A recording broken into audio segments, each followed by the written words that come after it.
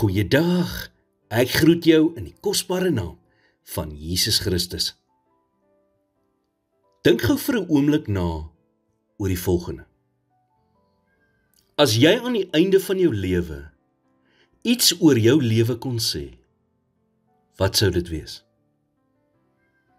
Sal jy kan sê dat dit 'n goeie lewe was? Sal jy kan sê dat dit 'n doelgerigte lewe was? Sal jy kan sê, ek het gedoen met my lewe wat ek moes doen? Paulus het baie van die briewe en boeke van die Nuwe Testament geskryf. En as 'n ou man, bevind hy hom in die tronk in Rome. En die heel laaste boek of brief wat hy skryf, word 2 Timoteus genoem. Dit is 'n brief aan 'n pastoor in Efese met die naam Timoteus. En in die laaste hoofstuk van hierdie laaste boek wat Paulus skryf, sê hy die volgende in 2 Timoteus 4 vers 7. Ek het die goeie stryd gestry. Ek het die wedloop volëindig. Ek het die geloof behou.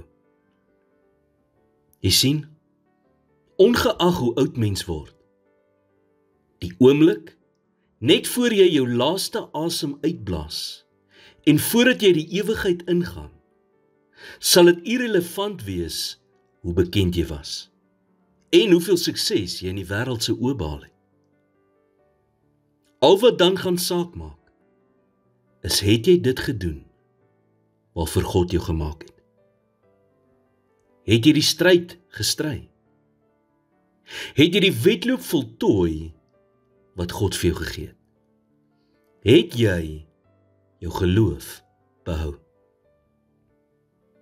Ek wil jou vandag uitdaag om dit jou lewensdoelwit te maak.